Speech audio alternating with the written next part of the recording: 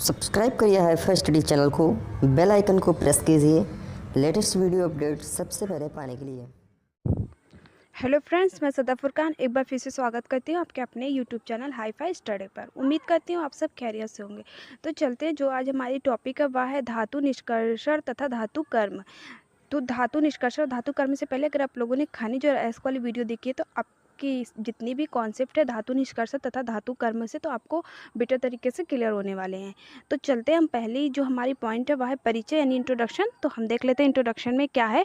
तो अयस्क में पाई जाने वाली अशुद्धियों को अलग करने की क्रिया को धातु निष्कर्षण कहते हैं। किसको अलग करने वाली? तो अशुद्धियों को अलग करने वाली क्रिया को धातु निष्कर्षण कहते हैं। आप सबको भी पता है कि जो खनिज होते हैं वह प्रायः हमें अशुद्ध रूप से मिलते हैं, वो हमें शुद्ध नहीं मिलते, उसमें बहुत सारी मिट्टी, कंकड़, अदर पदार्थ मिले होते हैं। तो उनमें से उन्हें हमें शुद्ध करना पड़ता है जब वो हमें मिलती हैं। तो इन सारी जो प्रक्रिया होती है उसे अशुद्धियों से शुद्ध करने की जो प्रक्रिया होती है उसी को हम धातु निष्कर्षण बोलते हैं। ठीक है, किसी शुद्ध धातु को उसके अयस्क से प्राप्त करने की संपूर्ण विधि कहलाती है। क्या कहलाती है? धातु कर्म कहलाती है। ये यहाँ पे रा की मात्रा रहेगी तो धातु कर्म कहलाती है। ठीक है, इतना आया समझ में कि अगर एक लाइन में आप समझना चाहो तो जो भी हमें धातु मिलते हैं वह अशुद्ध रूप में मिलते हैं, तो उन्हें शुद्ध करने की प्रक्रिया को ही आप धातु निष्कर्षण या धातु कर्म कहते हो। ठीक है, अब हम देखते हैं हमारा नेक्स्ट पॉइंट क्या है। तो हम अब नीचे आ जाते हैं। अयस्क को तोड़ना व पीसना। अयस्कों का सांद्रण। सांद्रण क्या होता है? तो अयस्कों में से जो अशुद्धियों को बाहर निकालने की प्रक्रिया होती है उसी को आप सांद्रण बोलते हो। ठीक है, तो सांद्रण धातु का निष्कर्षण और धातु के शोधन धातु कर्म के 4 चरण होते हैं। कितने चरण होते हैं? तो 4 चरण होते हैं। मैं यहाँ हाईलाइन कर देती हूँ, 4 चरण होते हैं। अयस्कों में से अशुद्धियों को बाहर निकालने की प्रक्रिया सांद्रण कहा जाता है। अभी हमने ऊपर भी आपको बताया था, यहाँ जब सांद्रण वाला पॉइंट आया था कि जो अयस्क होते हैं उनमें से जो अशुद्धियाँ होती हैं, उनकी जो अशुद्धियाँ होती हैं उनको वहाँ से बाहर निकालने की प्रक्रिया को आप सांद्रण कहते हो। तो वही चीज़ यहाँ भी है। आप देख लेते हैं आगे क्या है। अशुद्धि को दूर करने की विधि का चयन अयस्क की प्रकृति के आधार पर किया जाता है। ठीक है, जलीय शोधन, चंबुकी पृथक्करण, झाग, पल्लव और लीचिंग, यानी कि अयस्क में जो अशुद्धियाँ होती हैं उसको निम्न अलग अलग प्रकार से उसकी अशुद्धियों को दूर किया जाता है। तो कुछ एग्जांपल्स ये थे आपके कि जलीय वाला शोधन और चंबुकी एंड पृथक्करण, झाग, पल्लव और लीचिंग। उसके बाद देखते हैं क्या है। इन 4 तरह की विधियों के द्वारा अयस्क में से अशुद्धियों को अलग किया जाता है। यानी कि इन्हीं 4 जो विधि है, इन्हीं 4 तरीक़ों से अयस्क में जो भी अशुद्ध पदार्थ होते हैं उसको अलग करके उसे शुद्ध में परिवर्तित किया जाता है। तो आई होप गाइस आपको इतना समझ में आया हो। अब हम देख लेते हैं कि अन्य शब्दों में अनेक अयस्कों से शुद्ध धातु प्राप्त करने के प्रक्रम को धातु कर्म कहते हैं। तो अभी ऊपर भी हम लोगों ने यही चीज़ समझी थी, तो सेम पॉइंट है ये।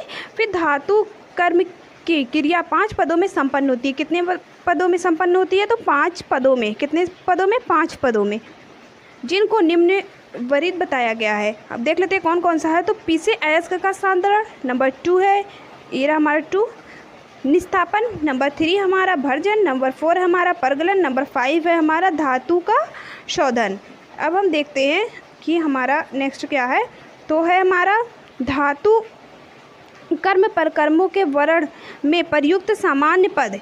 क्या है? धातु कर्म प्रकर्मों के वर्ण में प्रयुक्त सामान्य पद। अब हम देखते हैं हमारा ये भी पॉइंट वाइज करके है, तो हम देख लेते हैं इसको। धातु प्रकर्मों के प्रयुक्त सामान्य पद निम्नलिखित है। नंबर 1 जो हमारा फर्स्ट पॉइंट है वह है अयस्क को साफ करना। अयस्क के साथ जुड़ी अशुद्धियों को हटाना अयस्क को साफ करना या गुणवत्ता बढ़ाना कहलाता है। तो हम लोगों ने पहले भी पढ़ रखा है कि ऊपर अभी कि जो अशुद्ध रूप में मिलते हैं हमें, तो उसे शुद्ध करने की प्रक्रिया ही उसे साफ करने की प्रक्रिया भी वही हो जाएगी। ठीक है, किसी को साफ करना मतलब उसमें से अशुद्धियों को हटाना, सिंपल। फिर हमारा नेक्स्ट पॉइंट हम देखते हैं क्या है। निस्तापन। इस प्रक्रिया में सांद्रित अयस्क को इतना गर्म करते हैं कि उनमें से वाष्पशील पदार्थ निकल जाते हैं, परंतु अयस्क को पिघलने नहीं दिया जाता। क्या अभी हम लोगों ने पढ़ा कि अगर हम अपने वर्ड में देखें, यानी कि जब कि जब हम अयस्क को बहुत ताप पर गर्म करते हैं तो वहाँ पर ऑक्सीजन नहीं होना चाहिए। एक चीज़ हमें ध्यान देनी चाहिए कि जब हम अयस्क को गर्म कर रहे हो उच्च ताप पर, तो वहाँ पर ऑक्सीजन नहीं होनी चाहिए। और जब हम उसे गर्म करें तो पिघलना भी नहीं चाहिए। अभी हम लोगों ने यहाँ पढ़ा हुआ है ना कि पिघलने नहीं देना चाहिए, पिघलने नहीं दिया जाता है। यानी कि दो चीज़ का हमें ध्यान देना है, जब हम गर्म कर रहे हो तो वहाँ ऑक्सीजन नहीं होना चाहिए, और नेक्स्ट पॉइंट हमारा क्या ध्यान देने लायक है कि वो पिघलना नहीं चाहिए। ठीक है, अब हम हमारा नेक्स्ट वाला देखते हैं। जैसे आप एग्जांपल में ये ले लो, PbCO3 arrow PbO plus CO2। उसके बाद हम हमारा तो जो हमारा थर्ड पॉइंट है वह है भर्जन, यानी अंतिम रूप से अयस्क को वायु की उपस्थिति में कम ताप पर गर्म करने की प्रक्रिया को क्या कहते हैं? भर्जन कहते हैं या भर्जन कहलाता है। भर्जन में वायु की उपस्थिति में से धातु को इनके ऑक्साइड में परिवर्तित करते हैं। अगर हम इजी लैंग्वेज में बोले तो वायु की उपस्थिति में तीव्रता से गर्म करके वायु को ऑक्साइड में परिवर्तित करने की प्रक्रिया को ही आप क्या बोलते हो? तो भर्जन बोलते हो या भर्जन कहलाता है, जो भी आप बोल लो इसको। ठीक है, अब हमारा 4 नंबर पॉइंट हम देखते हैं क्या है? गालक। तो गालक क्या होता है ये देख लेते हैं हम। गालक वह पदार्थ होते हैं जो अयस्क को गलाने में सहायता प्रदान करते हैं। क्या होते हैं? तो गालक वे पदार्थ होते हैं जो अयस्क को गलाने में सहायता प्रदान करते हैं। जैसे कि गालक को अगर हम देख लें तो जो हमारा निस्तापन या भर्जन से प्राप्त हुए अयस्क में से उपस्थित जो अगलनीय अशुद्धियाँ होती हैं उनको लेकर अलग हो जाते हैं। क्या करते हैं? उनको लेकर अलग, यानी एकदम साइड में हो जाते हैं। यानी कि इन अशुद्धियों को दूर करते हैं और इन्हें हम कहते हैं, क्या कहते हैं? गालक कहते हैं। तो गालक कितने प्रकार के होते हैं? तो अगर कभी बाई चांस क्वेश्चन पूछे गालक कितने टाइप्स के होते हैं, तो गालक 2 टाइप्स के होते हैं, अम्लीय गालक एंड क्षारीय गालक। और रिएक्शन कैसे करवाते हैं?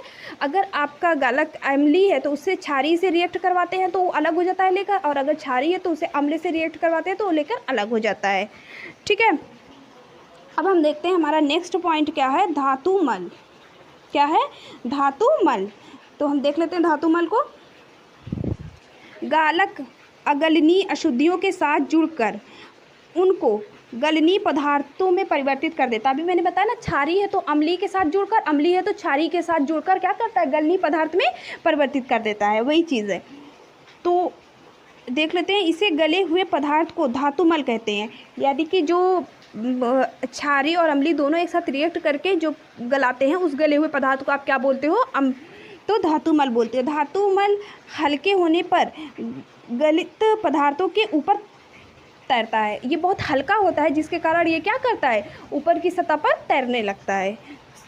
अगर हम अपनी लैंग्वेज में इसको देख लें एक तरह से तो क्या हो जाएगा कि अशुद्धियों की गालक से क्रिया के फलस्वरूप बने गलनीय पदार्थों को धातुमल कहा जाता है। क्या कहा जाता है? धातुमल। किस चीज़ को?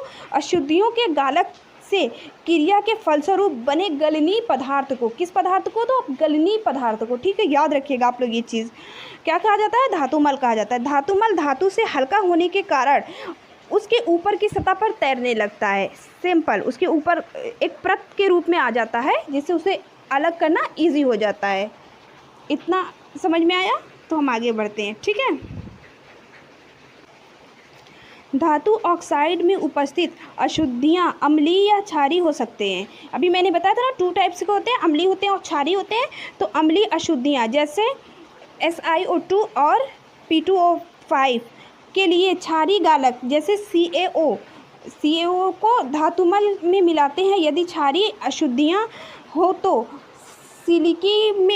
सिलिकी को धातुमल मिलाते हैं। अभी मैंने बताया ना, अगर अम्लीय है तो क्षारीय मिलाते। इजी में अगर हम ये पूरे इतने से को अगर हम अपने इजी लैंग्वेज में अभी हम लोगों ने जो समझा था कि अगर आपके धातुमल जो आपके धातु अगर वो अम्लीय है तो गलनांक जो है आपके वह अगर अम्लीय है तो उसे क्षारीय से रिएक्शन करवाते हैं, और अगर वो क्षारीय है तो उसे अम्लीय से रिएक्शन करवाते हैं।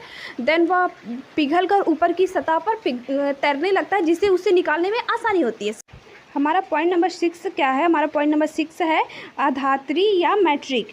तो इसमें देख लेते हैं, अयस्क कुछ अवांछनीय पदार्थ या अशुद्ध जैसे रेत, चट्टान या मिट्टी पदार्थ तो युक्त परपटी से प्राप्त होते हैं। मैंने ऊपर आपको बताया था ना, ये हमें अशुद्ध रूप से प्राप्त होते हैं। अशुद्ध क्यों होते हैं? क्योंकि इसमें मिट्टी, रेत, कंकड़, बहुत सारे पदार्थ मिले हुए होते हैं। तो प्राप्त होते हैं। यह पदार्थ अधात्री या मैट्रिक कहलाते हैं। प्रारंभ में धातु के निष्कर्षण से पहले इन अधात्री तत्वों को हटाया जाता है। यानी कि धातु को निष्कर्षण यानी धातु के जो शुद्ध करने की प्रक्रिया होती है उससे पहले क्या किया जाता है, इन चीज़ों को हटाया जाता है। उसके बाद हम देख लेते हैं हमारे पॉइंट नंबर 7 क्या कहते हैं। पॉइंट नंबर 7 हमारे कहते हैं परगलन। परगलन क्या होता है आप देख लेते हैं। अयस्क में उच्च गालक मिलाकर मिश्रण को प्रायः वात्या भट्टी में उच्च ताप पर गलाने की प्रक्रिया को परगलन कहते हैं। क्या कहते हैं, तो अयस्क में उपस्थित जो अशुद्धियाँ हैं उनको गालक के द्वारा अलग करने की प्रक्रिया को आप क्या कहते हो, परगलन कहते हो। अगर आप अपनी लैंग्वेज में लिखना चाहो तो आप ये लिख सकते हो कि अयस्क में उपस्थित जो अशुद्धियाँ हैं उनको गालक के द्वारा अलग करने की प्रक्रिया को आप क्या बोलते हो, तो परगलन बोलते हो। ठीक है, परगलन बोलते हो, सॉरी परगलन बोलते हो। इतना आ गया समझ में। तो आई होप गाइज आज की वीडियो आपको पसंद आई हो। अगर आपको पसंद आई हो तो लाइक कीजिए, शेयर कीजिए एंड कमेंट्स कीजिए। और अगर आप पहली बार हमारे चैनल में आए हैं तो सब्सक्राइब कीजिए। तब तक बाय बाय, टेक केयर। मिलते हैं फिर नेक्स्ट वीडियो के साथ।